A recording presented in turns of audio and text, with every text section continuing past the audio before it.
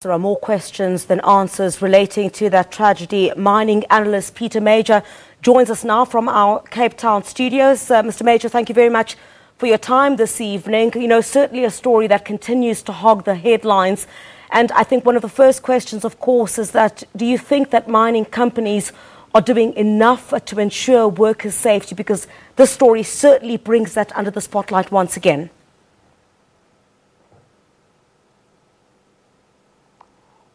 Look, we can argue this point forever, Griselda. The fact is, people sending in Twitters and sound bites saying profits before safety, that just damages relations and it distracts people from the real issues.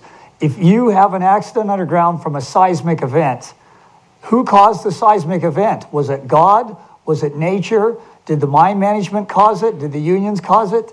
You know, seismic events happen all over the world. Now, if you're on surface, it usually doesn't affect you unless it's a real big seismic event. Then it collapses buildings and people die.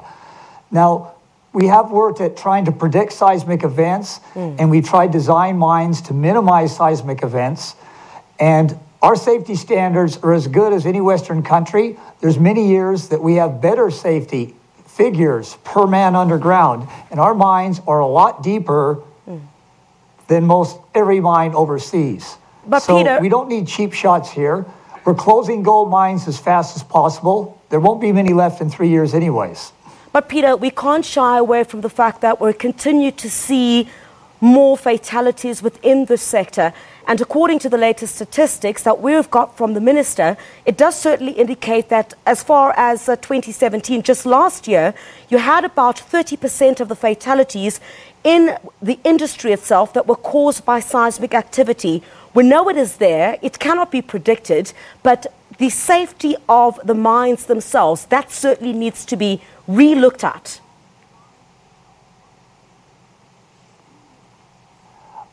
Look, we can relook at it. Investors have already relooked at it, Griselda. That's why investors are not interested in South African gold mines. And they're not interested very much in underground mines anywhere else in the world. Safety is higher on everybody's priority every day, every year. The United States killed 3 times the people that South Africa killed in the mines, even though we had more people underground. Great Britain, Germany killed 2 to 3 times what we killed. Everybody has improved safety tremendously the last 100 years, the last 50 years, the last 10 years. Yep. In fact, the improvements are so good that some years, say the States might only have 8 or 9 injuries, then they lose 15 people in a coal mine in one accident. So it goes from 10 to 25. You say, wow, they had a 200% increase, but it's coming off such a small base that's been reduced so much over the years. Yeah. So nobody's letting up. Nobody's getting slack. We just have to analyze better why, how this happened, how can we prevent it, and make headway. Yeah, but perhaps, Peter, some could argue that, of course, one death is one too many, and mines do claim that they have systems in place to detect these tremors before they hit. Is this even possible? And how accurate are these systems?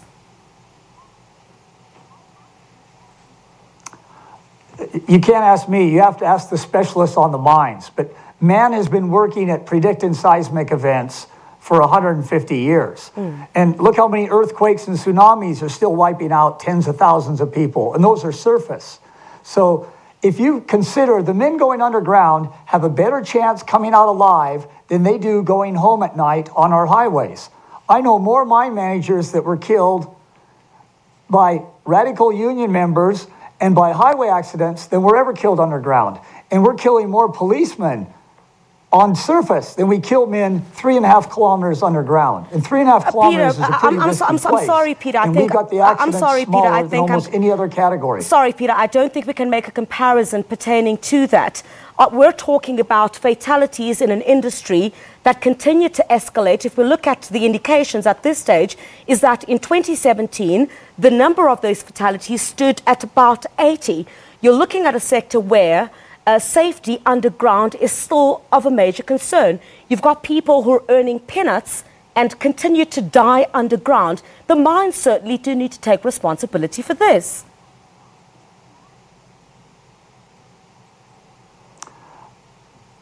probably as long as man is mining underground, there's going to be a fatality. But do we just close all the mines all over the world so that nobody goes underground? It's about balancing. Is it better to put 400,000 men out of work, or is it better to try and narrow down the accident rate from 30 gold miners in 1 year to maybe 20 to 10? I don't know. You know, we have to work on this, and we got to make a decision that involves the unions, the government, and industry. If we can't tolerate one man dying underground, then maybe we must close all the mines. Most investors don't invest in underground mines because they don't want the responsibility and they don't want the bad press. So this may be a dying industry a lot quicker than we think. All right, Peter, but I think finally, what do you think then can be done to ensure that you do not see, yes, you cannot predict these tremors, so what can be done? What can be put in place to ensure that we don't see these high numbers in terms of fatalities in this industry?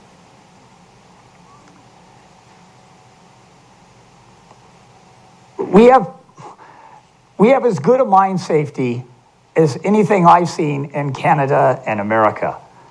And maybe it's not good enough. You know, maybe we've got to far surpass them. And how much money, additional money, do we need to put in? I don't know. But if a mine's not making any money, it's already putting money into costs. If it's not making any profits, it's not going to be around next year to put any money in. But everybody's analyzing this. Everybody's trying to improve the systems we got. Nobody wants deaths underground. Nobody even wants injuries. Investors don't want it. Management, and hey, I was a worker, I don't want it. We've really improved. Just show the graphs. Don't just pick 1 year. Show the graphs and look at the trend and see how it's improved. But if it hasn't improved enough, maybe we got to recalculate, do we even want underground mines? All right. It's a decision that involves government, industry, unions, and the workers themselves. All right. Unfortunately, that's all we have time for. Thank you very much for your time. Peter Major, who is a mining analyst, joining us from our studios in Cape Town.